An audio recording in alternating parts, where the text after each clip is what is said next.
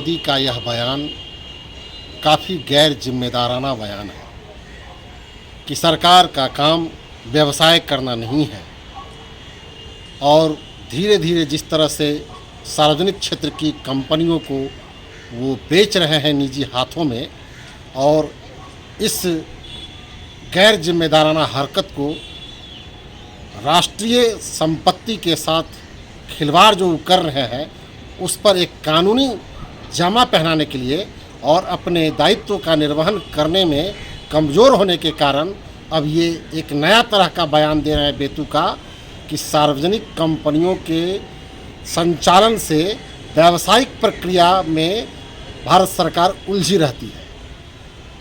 नरेंद्र मोदी जी को और देश के प्रधानमंत्री जी को यह खूब अच्छी तरह से समझना चाहिए कि भारत का संविधान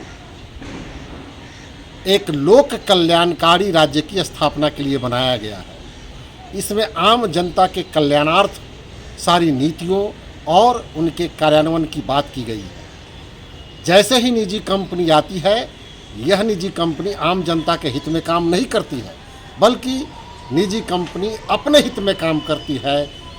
एक वक्त था कि पूर्ववर्ती सरकारों ने निजी कंपनियों को सार्वजनिक क्षेत्र में लिया था, सरकारीकरण किया था, और ये सरकारी कंपनियों को निजीकरण कर रहे हैं और निजीकरण करते हुए ये कह रहे हैं कि सरकार का काम बिजनेस करना नहीं है।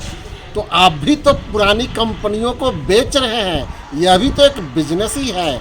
आपने एक विनिवेश मंत्रालय अलग से खोल रखा है कि तारी सरकार की जो लाभकारी कंपनियां हैं उसको भी आप निजी हाथों में बेच रहे हैं।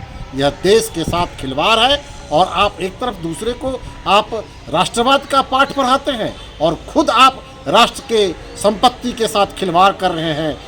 निश्चित रूप से यह आप गैर जिम्मेदाराना हरकत कर रहे हैं। यह देश को नुकसान पहुंचाने वाला काम है। मैं और मेरी पार्टी और हमारी पार्टी के जन अधिकार पार्टी के राष्ट्रीय अध्यक्ष आदरणीय राजेश रंजन पप्पू यादव नरेंद्र मोदी के इस बचकाने बयान को और बचकाने हरकत की तीव्र निंदा करते हैं।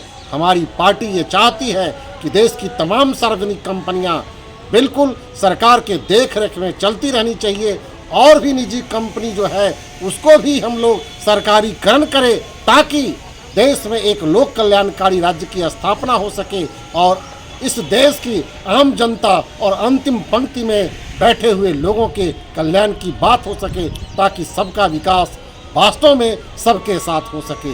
ये तो सबका विनाश कर रहे हैं और कुछ लोगों का विकास करने की नीति बनाते हैं। यह नीति निंदनीय है। हमारी पार्टी इस तरह की नीतियों की तीव्र निंदा करती है और इन नीतियों के खिलाफ हमेशा संघर्ष करती रहेगी।